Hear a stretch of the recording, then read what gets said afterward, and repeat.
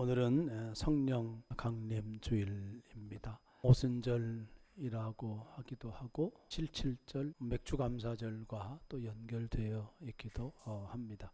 성령을 말할 때 능력, 뜨거운 체험, 또 신비한 체험, 또 은사 체험, 열정 이런 단어들이 머릿속에 떠오르고 또 그런 체험들이 여러분에게 있다면 그런 체험들이 또 떠올라 지나갈 겁니다. 자연스럽게 성령은 능력의 영입니다. 맞는 말씀이고 신비한 은사를 주시기도 하는 그런 성령이시고 또 우리에게 강렬한 신비적인 체험을 주시는 하나님이기도 합니다. 그러면서도 오늘 본문의 말씀에 보면 그 성령께서 하시는 매우 중요한 사역을 우리에게 가르쳐 주고 있습니다. 그것이 예수님이 누구인가를 드러내는 일입니다. 오늘 본문의 말씀은 성령의 충만함을 받은 후에 베드로가 유대인들과 예루살렘에 살고 있는 사람들 앞에서 설교한 그 내용입니다. 성령께서 예수님을 주와 그리스도로 드러내셨다 하여 오늘 우리가 성령의 역사가 우리로 하여금 예수님을 주로 고백을 하고 또 그리스도로 고백을 하게 했구나 다시 한번 새기게 되어지는 말씀이고 그에 합당한 삶을 살아야 된다 라고 하는 말씀을 오늘 우리에게 주십니다. 자, 먼저 23절과 24절 말씀 한번 보겠습니다. 그가 하나님께서 정하신 뜻과 미리 아신 대로 내준 바 되었거늘 하나님께서 계획하신 대로 내준 바 되었다. 너희가 법 없는 자들의 손을 빌려 못 박아 죽였으나 예수님께서 십자가에 죽으신 것은 하나님의 계획이었다. 그리고 하나님께서 그를 사망의 고통에서 풀어 살리셨으니 이는 그가 사망에 매여 있을 수 없었음이라. 죽은 자 가운데 있을 수 없으므로 하나님께서 그 죽은 자 가운데서 예수님을 살리셨다. 부활시키셨다. 이렇게 말씀을 합니다.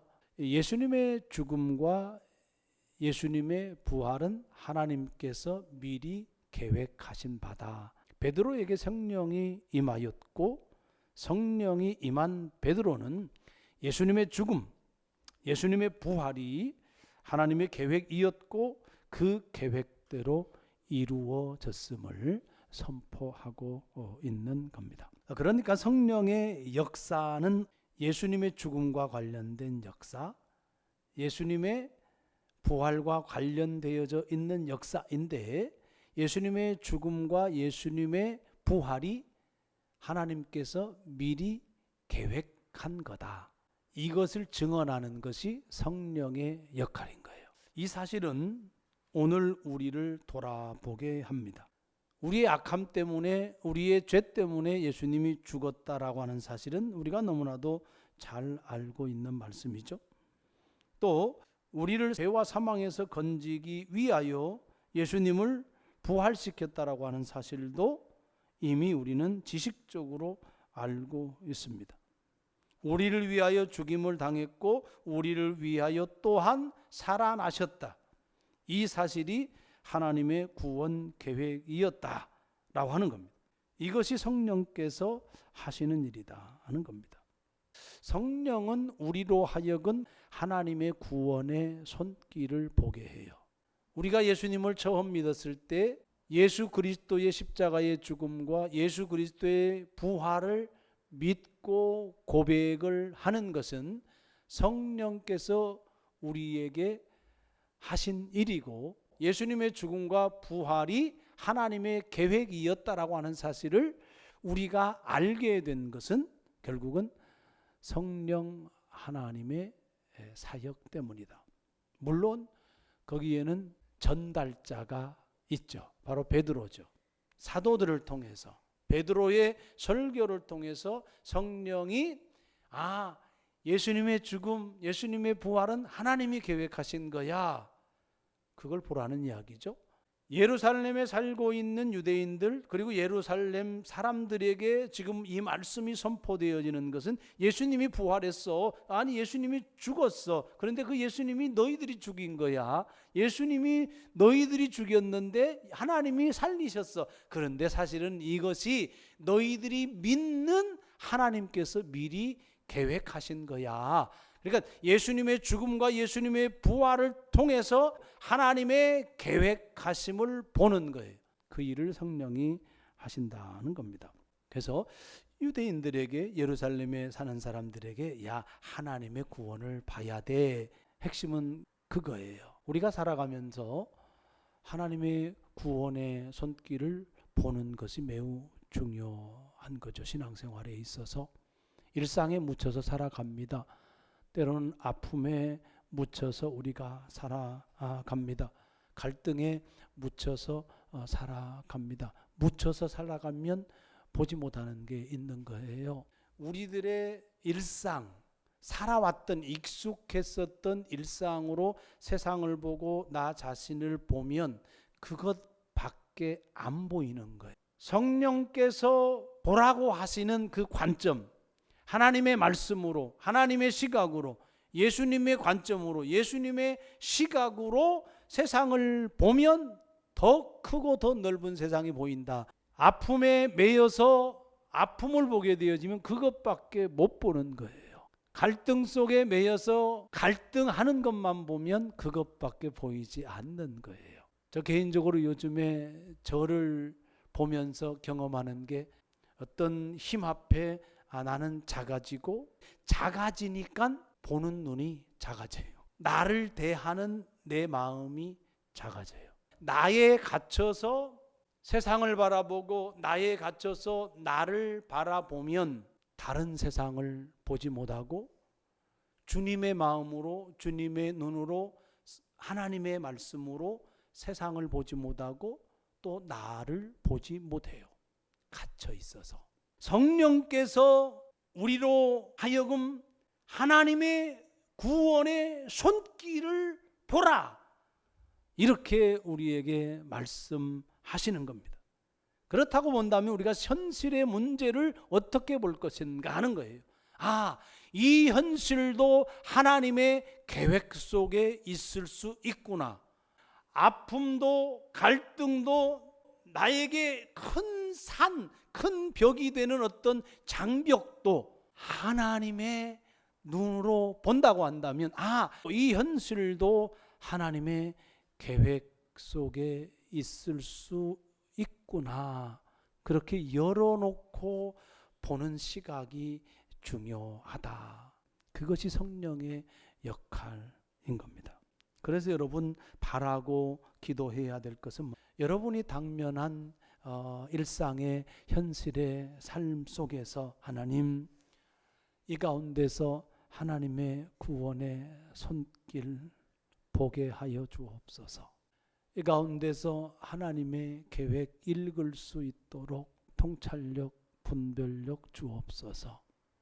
그 기도가 있어야 되겠구나, 그런 생각을 합니다. 두 번째 33절 베드로가 설교 중에서 성령과 관계해가지고요 매우 중요한 사실을 말씀을 하는데, 하나님이 오른손으로 예수를 높이심에, 이것은 예수님의 승천을 말씀한 거예요.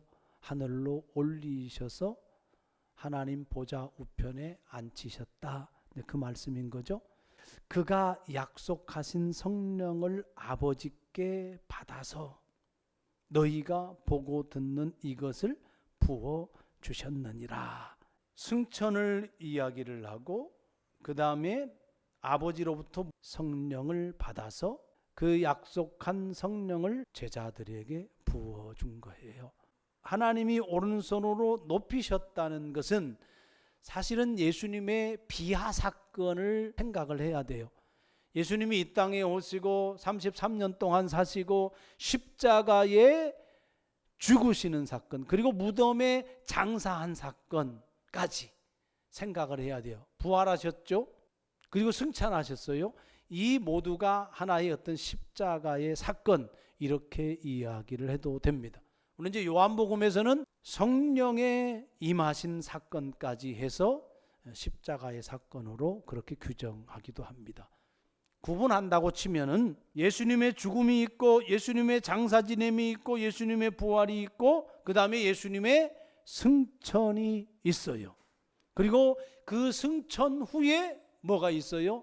아버지로부터 성령을 받아서 성령을 제자들에게 부어 주시고 있는 거예요. 그러니까 성령 강림은 예수님이 높아신 사건과 연결이 되어져 있어요. 성령 강림은 성령 충만함의 사건은 예수님의 하나님 우편 자리에 앉은 것과 연결이 되어져 있다라고 하는 겁니다. 약속하신 성령 이야기합니다. 이 약속하신 성령에 대해서는 요한복음 14장 26절에 보면 보혜사 곧 아버지께서 내 이름으로 보내실 성령, 아버지께서 예수의 이름으로 성령을 보낸다, 이런 말씀이 나와 있습니다. 또 요한복음 15장 26절에 보면 내가 아버지께로부터 너희에게 보낼 보혜사, 보혜사는 성령을 말씀하는 겁니다. 곧 아버지께로부터 나오시는 진리의 성령이 오실 때에 그가 나를 증언하실 것이다. 예수님이 아버지께로부터 나오는 진리의 영을 제자들에게 부어주신다, 보내겠다, 그렇게 말씀을 하시고, 또 요한복음 16장 7절에서는 내가 너희에게 실상을 말하노니 내가 떠나는 것이 너희에게 유익이라.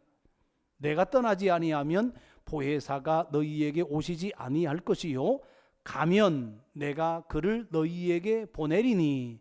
예수님의 죽음을 이야기한 거고 그 예수님의 승천까지 염두에 둔 예수님의 말씀이었어요. 예수님이 죽으시고 장사 지내시고 부활하시고 승천하여야 성령님이 임하신다라고 하는 겁니다. 예수님의 승천이 있고 그 이후에 하나님 아버지로부터 성령을 받아서 성령을 부어 주신 겁니다. 예수님의 승천 이후에 보내주시겠다고 약속하신 것의 성취가 바로 성령 강림의 사건이고, 그 성령 강림이 120명의 제자들에게 임했다라고 하는 사실인 거예요. 그러니까 이 말씀 속에서 우리가 생각해야 될 아주 중요한 것은 뭐냐면 예수님의 사역이 예수님의 승천으로 마무리된 것이 아니다 하는 겁니다. 예수님이 하나님으로부터 받아서 보혜사 진리의 성령을 보내요. 성령을 보내는 사역을 누가 합니까? 예수님이 해요. 중요한 신학적인 의미가 있어요. 하늘 보좌 우편에 앉으셨다고 하는 의미는 계속 제가 말씀을 강조해서 드리지만 예수님이 하나님의 아들의 신분으로서 하나님의 왕권을 위임받았다 하는 거예요. 예수님이 승천했다, 예수님이 하나님 보좌 우편에 앉았다고 하는 이야기는 예수님의 왕의 즉위식을 의미하는 거예요. 그리고 그 첫 번째 사역으로 무엇을 하신 거예요? 성령을 부어주신 거예요. 그리고 뭐가 탄생합니까? 교회가 탄생하는 겁니다. 왕으로서 첫 번째 하는 통치 행위가 뭐였냐면 성령을 보내주신 거예요. 여러분, 우리가 신앙생활하면서 이것이 너무나도 중요한 거예요. 성령을 우리가 독자적으로 움직이는 사역이 아니에요. 성령 하나님이 독자적으로 움직이지 않아요. 성령 하나님은 언제나 삼위 하나님과 함께 일하시는 하나님이에요. 왜? 하나님께로부터 나오시는 성령이라고 표현을 해요. 또 하나님께로부터 받은 성령이라고 표현해요. 하나님이 보낸 성령이라고 표현해요. 그것을 누가 받아요? 예수님이 받아요. 예수님이 받아서 그 성령을 누구에게 보내요? 우리에게 보내요. 그러니까 성부, 성자, 성령 하나님의 역사하심이 함께 있는 거예요. 요한복음 15장에서 그 아버지께로부터 나오시는 진리의 성령이라고 표현을 해요. 진리는 말씀의 영이다 하는 거예요. 그래서 성령은 언제나 말씀과 함께 역사한다 하는 사실을 꼭 기억해야 됩니다. 많은 사람들이 현대에 성령 사역을 한다고 하면서 하나님의 말씀을 도외시하는 경우가 많습니다. 잘못되는 경우가 많아요. 왜곡됩니다. 왜? 거기는 인본주의가 들어가요. 사람의 생각이 들어가고 자기 주관이 들어가고 그래요. 그래서 어긋나요. 성령 사역은 반드시 말씀 사역과 함께 해야 된다라고 하는 것을 반드시 기억을 해야 합니다. 여러분, 지금도 성령은 예수님을 통하여서 사역하고 계세요. 다른 말로 표현하면 지금 예수님은 성령을 통하여 우리를 다스리고 계신다. 지금도 살아계신 예수님, 지금도 살아 역사하시는 주 예수 그리스도가 성령을 통하여 우리 안에서 일하고 계신다라고 하는 사실을 우리가 인식을 해야 됩니다. 에베소서의 성령에 대해서 많은 말씀을 합니다. 성령의 충만함을 받으라. 그 성령의 충만함을 받으라라고 할 때에 그 영은 어떤 영이냐면 진리의 영이에요. 예수의 영, 로마서에서도 그러잖아요. 예수의 영, 진리의 영, 내지는 하나님의 영, 이렇게 표현이 되어집니다.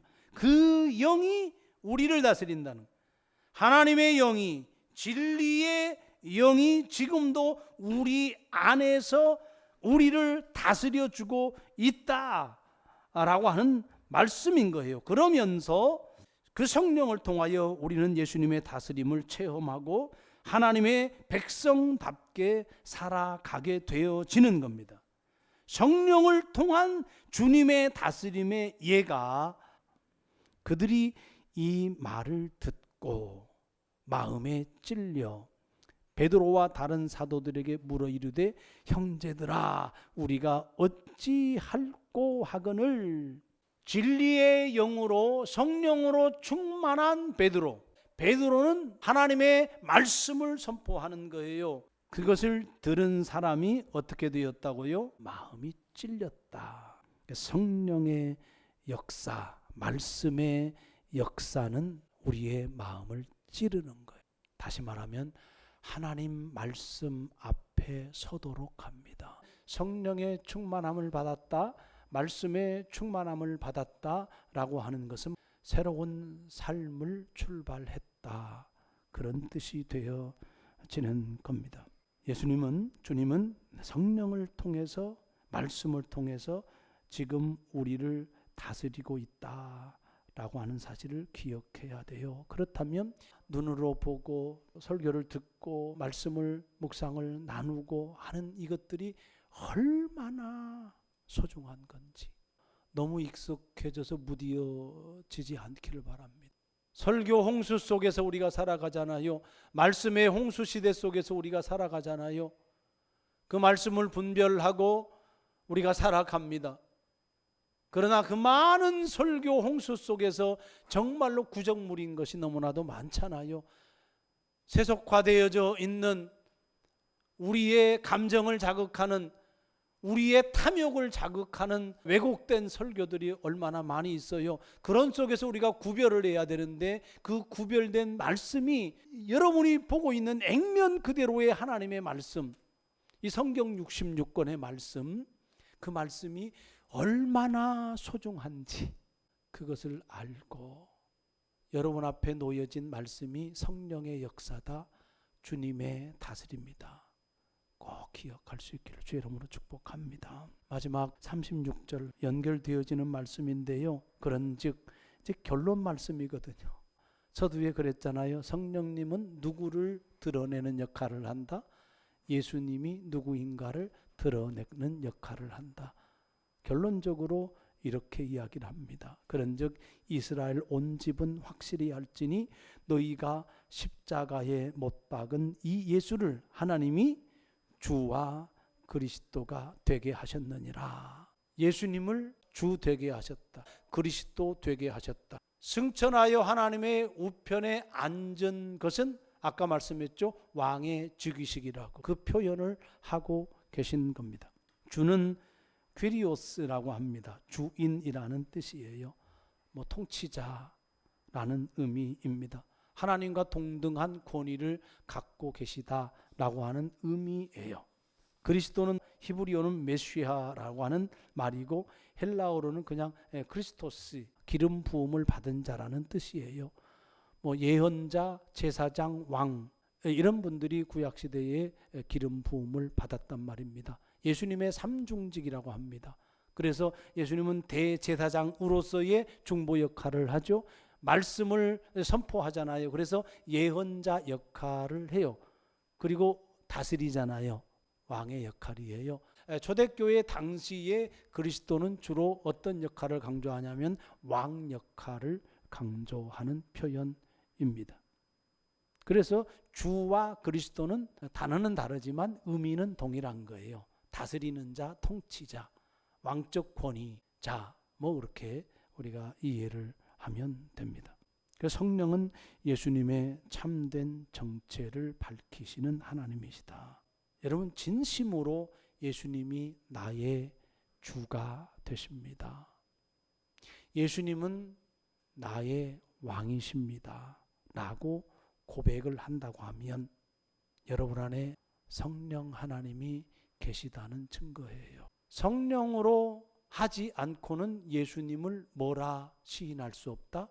주라 시인할 수 없다는 거예요. 내 안에 성령이 계신가? 어떻게 확인하면 돼요? 내가 예수님을 주인으로 모시는가? 그거 확인하면 돼요. 내가 예수님을 그리스도라고 고백하면 성령 안에 있는 거예요. 여러분, 성령을 너무나 거창하고 거대하고 신비적이고 어떤 뜨겁고 그거 생각하면 안 돼요. 예수님은 너무나도 이성적으로 말씀하신 게 그 성령을 진리의 영이라고 그래요. 진리가 되려면은 어떻게 영원해야 되고 변하지 아니해야 되고 합리적이어야 되고 논리적이어야 되고 다 그런 거예요. 진리가 그래요. 그런데 여러분, 우리의 감정을 넘어서 있는 거잖아요. 우리가 감정적으로 뭔가가 고조가 되면 성령이 내 안에 막 충만하게 임한 것 같고 그러나요? 그 감정을 넘어서 있어요. 우리의 감정은 일부예요. 포스트 모더니즘의 사회에서 우리가 살고 있을 때에 중요하게 여기는 게 감정이단 말이에요. 그래서 감정에 대해서 공감하고 이런 건 필요해요. 하지만 성령이 곧 감정은 아니에요. 성령을 받으면 우리가 뜨거워진다는 이야기는 뭐예요? 예수님과 그만큼 연합된다는 의미예요. 하나님의 말씀이 살아있다라고 하는 것을 고백하는 거예요. 이거 정말로 진리네. 정말로 이것이 생명의 말씀이네. 정말로 이 말씀이 내 삶의 지표가 되고 내 삶의 가치고 내 인생의 의미네. 나 그것을 위해서 살아야지. 그러면 그 안에 뭐가 있어서 그래요? 성령이 역사하니까 그런 거예요. 내 주권이 주께 있으니 내 삶을, 나의 모든 것을 주님께 넘깁니다. 나는 주님의 소유입니다. 나는 주님의 백성입니다. 내 삶을, 내 시간을, 내 몸을, 내 물질을 다 주님께, 이렇게 되는 거예요. 그러면서 주님 다스리소서, 순종하겠습니다. 따라서 성령 받은 사람의 가장 큰 특징은 뭐냐면 주님의 말씀에 순종하는 겁니다. 어떤 사람이 성령 충만한 사람이냐? 하나님의 말씀에 순종하며 살아가는 사람, 그 사람이 성령 충만한 사람이에요. 기도하는 사람이 성령 충만하죠. 그러나 기도하면서 하나님의 말씀에 순종하지 않으면 그건 잘못된 신앙이죠. 기도한다고 한다면 하나님의 말씀에 순종해야죠. 그러면 성령 충만한 사람이에요. 성령 충만함은 무엇과 연결이 되냐면 반드시 하나님의 말씀에 순종과 연결이 되어지는 겁니다. 그것이 예수님을 주로 고백하고 왕으로 고백하는 사람들의 삶입니다. 오늘도 성령께서 우리의 마음을 찌릅니다. 하나님의 말씀으로 우리를 찌릅니다. 나는 진정으로 예수님을 주님으로 모시고 살아가고 있는가?